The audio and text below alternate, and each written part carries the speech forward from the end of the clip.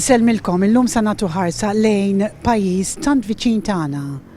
Il-Libja minn dejjem kellu konnessjonijiet qawwija ma' Malta li baqgħu magħna sal-lum. Jason Pack huwa espert, ġurnalist u kummentatur dwar il-Libja u jidher ta' spiss fuq il-BBC, il-CNN u Al Jazeera. Illum jaqsam magħna analiżi ġeopolitiku tar-relazzjonijiet internazzjonali tal-Libja, kif ukoll tarif dwar is-sistema tal-bilanċ tal-poter u s-saltna ta' dritt ta' dan il-pajjiż. Thank you, Jason, for welcoming us to your home. I'd like to start by speaking about your visits to Libya. Perhaps you can tell us about your first visit and your last one. When were they? And what difference did you see? Well, I'm an inadvertent Libya expert. I set off on my career to know the Middle East and help American and Western foreign policy. I lived in Syria for many years, 03, 04, 05. And it was just by happenstance that a consulting company recruited me while I was at Oxford in 2008 to go to Libya. And I had never read a book about the country. I knew it was colonized by Italy, but I didn't know what was going to be different about it. And it was the Wild West. It was a place of great commercial opportunity, chaos, and empty spaces. In those days, we even thought of Gaddafi as a desert libertarian. Of course, I knew they were spying on me, and taxi cab drivers were incredibly afraid to say their political opinions. And if I left Tripoli for more than a few days, people were worried about me. What year was that? 08 and 09. And simultaneously, of course, it was safe and the economy was opening up. You felt something like a perestroika or glasnost effect where the media was slightly opening up, people were more using the internet. It was a time of change and actually optimism. I thought, in my naivete, that the economy would gradually reform, and whether it was Saif al-Islam or someone else, there would be a essentially capitalist Kuwait or Dubai on the Mediterranean. But that was ignorant and naive of me looking back. And then you asked me about my most recent visit. I went every year between 2008 and 2015, and I was there just after the start of what I call the first Libyan civil war. I don't look at the events of 2011 as a civil war because they pitted the people, or certainly 80% of the people, against the regime. So that was the 2011 Libyan uprisings. But then in 2014, we had a real civil war where a range of Misratan groups invaded Tripoli to kick the Zintanis out of the airport. Then in the east, there was a rising connected with Khalifa Haftar's Operation Dignity, and this set off a whole range of tribal and feudal struggles. And I was there just after that, and Libya was in a much worse place than even during the uprisings. And in fact, it's really since that civil war began that the economy has stagnated, electricity and power cuts are much worse than they had been previously, and we have had 6 years of a war of post-Gaddafi succession.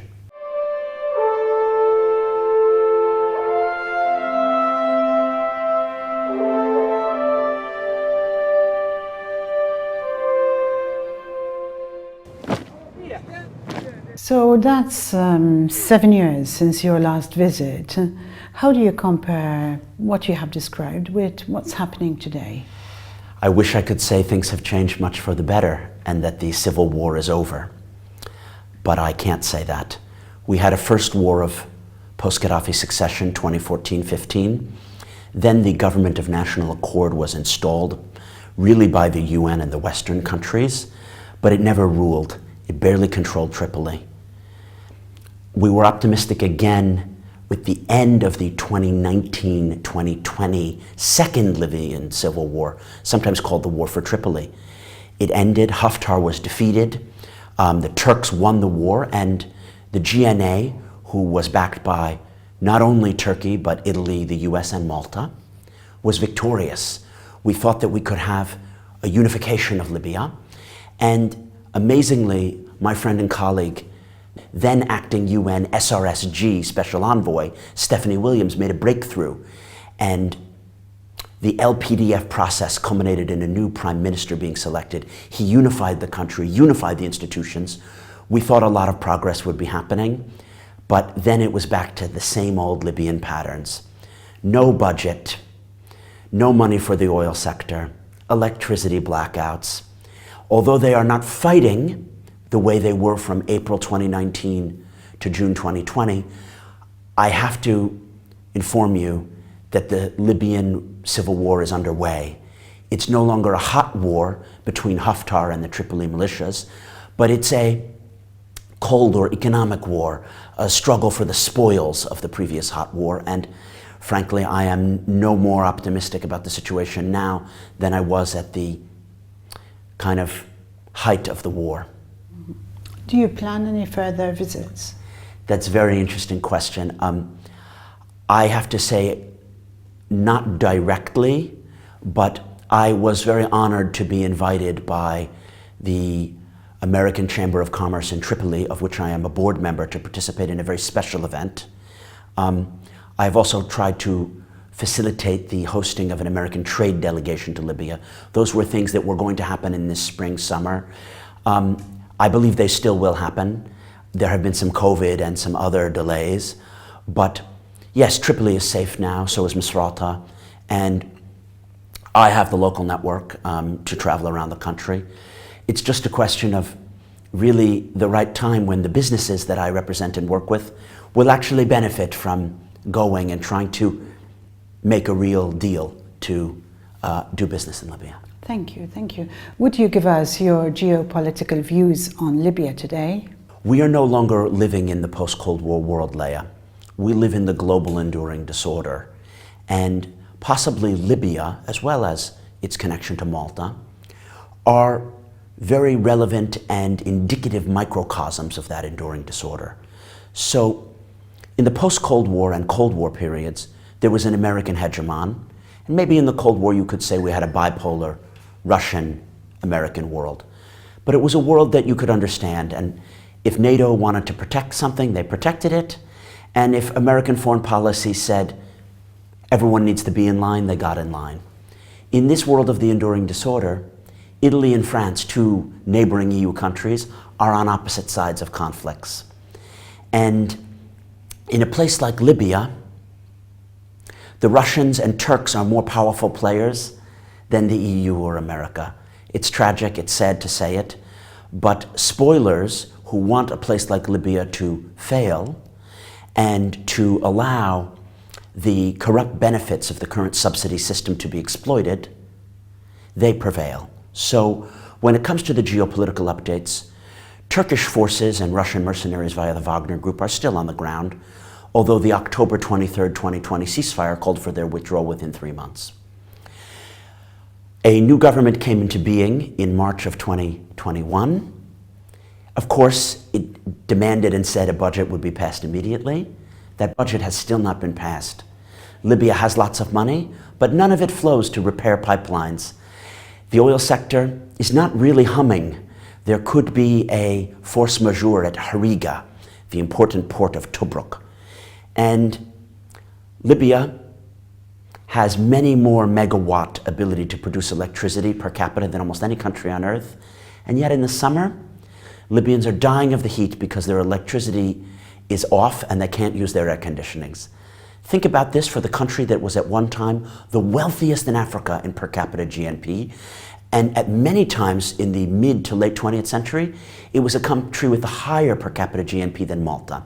Now people are living in a humanitarian crisis, and they are the plaything of geopolitical rivalries. Turkey, Italy, the US, UK, and Malta on one side. Russia, the Emirates, France, Saudi Arabia on the other side. And the Libyans caught in between, a manifestation truly of the global enduring disorder that we live in.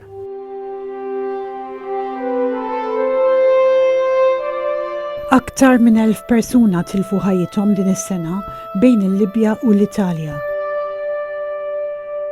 There will always be a pull factor by Europe, where the promise of a better life is appealing to many people. Gaddafi, even when he was able to control his borders, sometimes would choose not to, because he knew that he could threaten the European countries.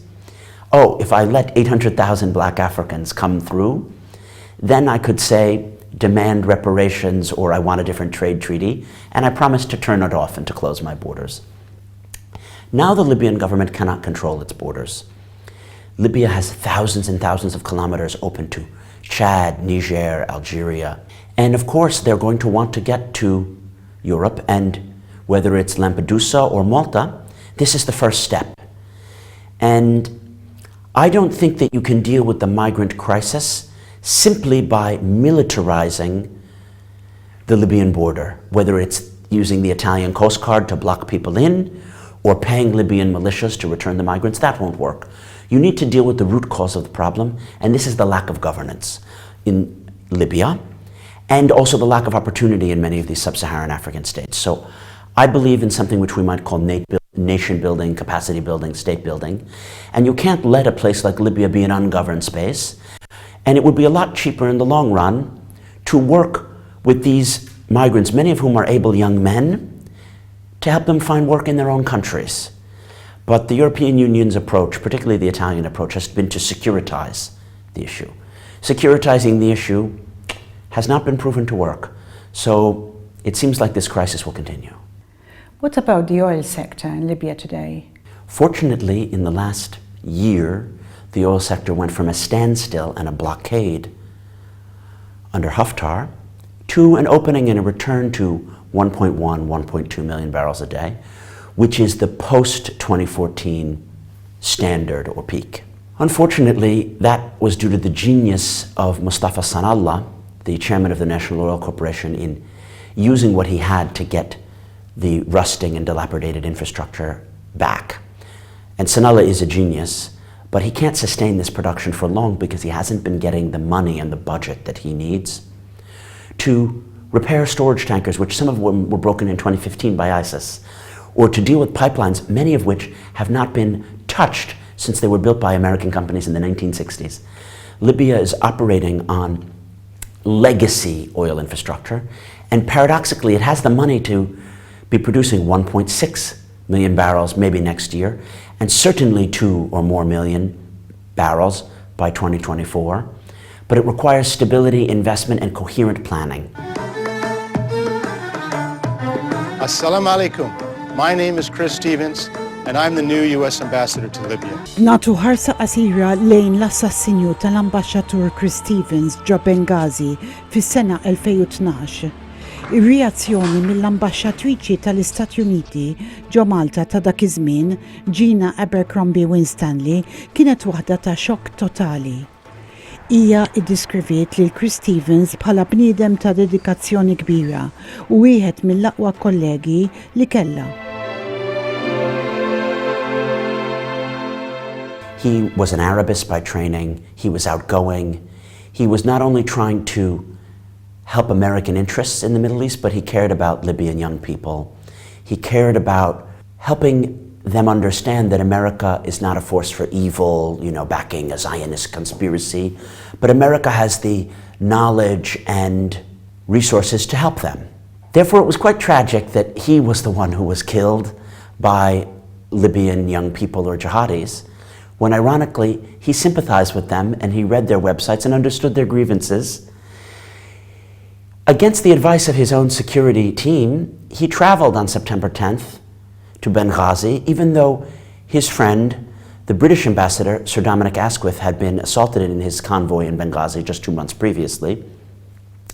Why was Chris in Benghazi? To open a hospital and to open an American corner, which would provide books and cultural opportunities for Libyans to connect to the Western world. There's a tragedy there. Chris Stevens loved his work. He took pride in the country he served, and he saw dignity in the people that he met. He traveled to Benghazi to review plans to establish a new cultural center and modernize a hospital. That's when America's compound came under attack.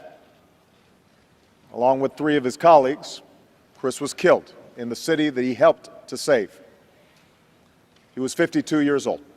They killed someone who loved the Libyan people and was arguably sympathetic to Islam and sympathetic to the grievances that make people open to jihadism. And now let's get to the worst tragedy.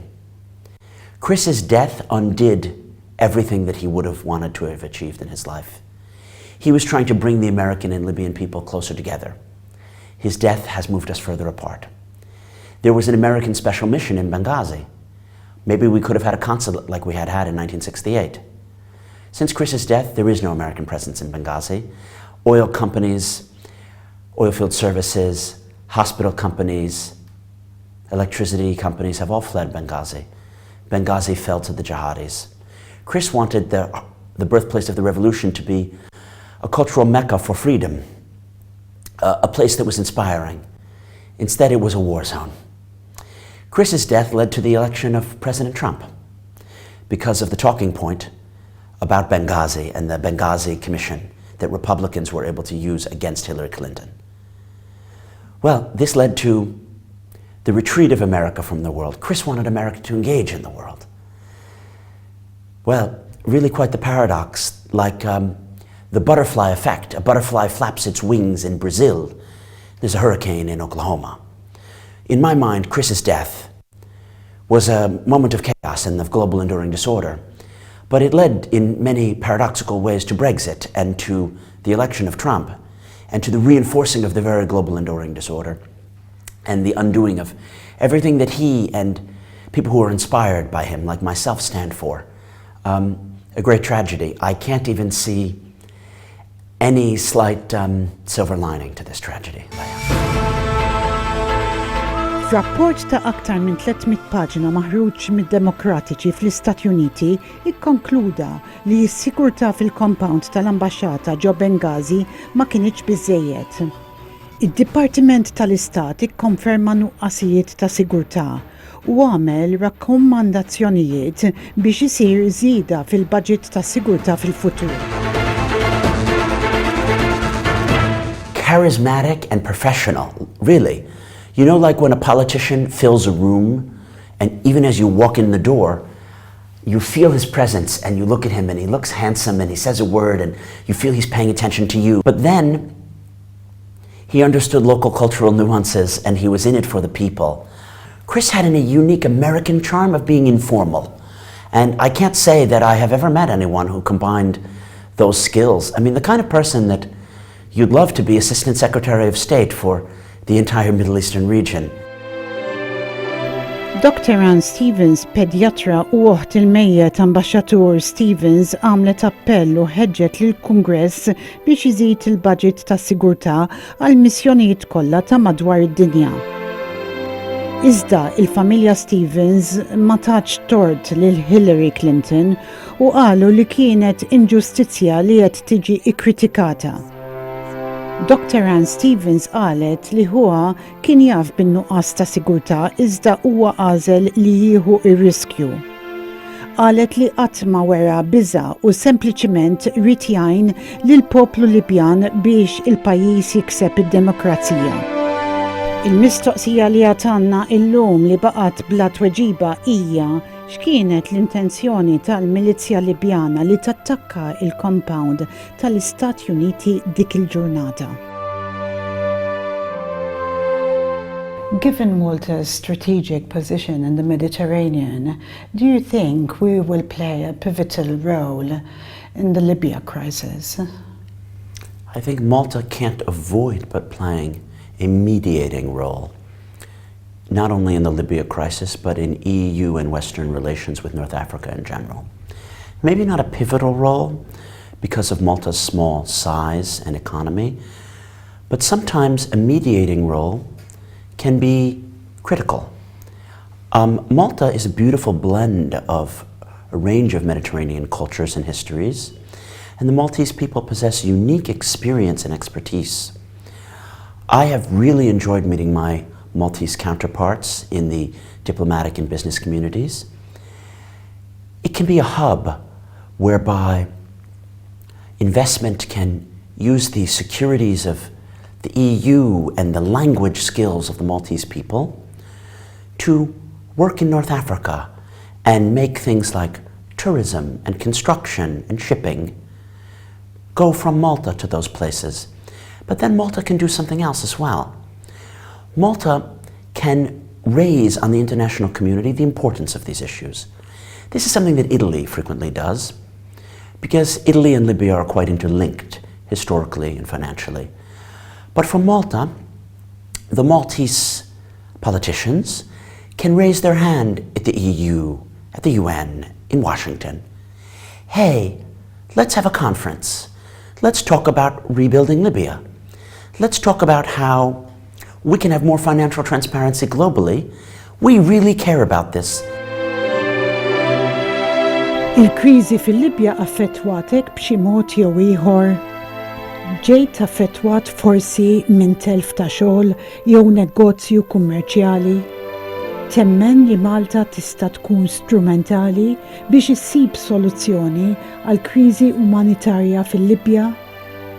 Ibbat il-kummenti tiegħek fuq in-numru li jidher fuq l-iskrin.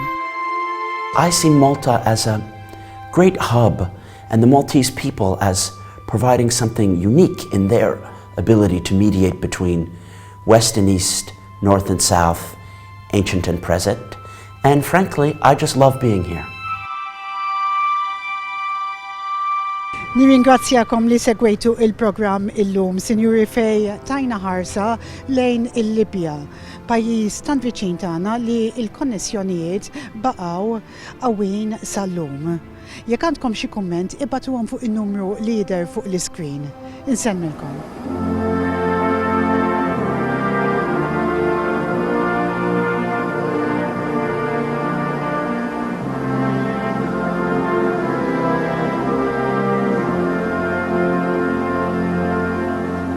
So I've met just about everybody in those two institutions, and then I've gone around and with our small team and tried to get to know other people in the society there. Of course, we operate in eastern Libya, not the part that Gaddafi controls, and the immediate concern when we got there was that Gaddafi's forces had almost infiltrated and taken over Benghazi, but were pushed out by NATO. And since then, the situation has improved quite a bit.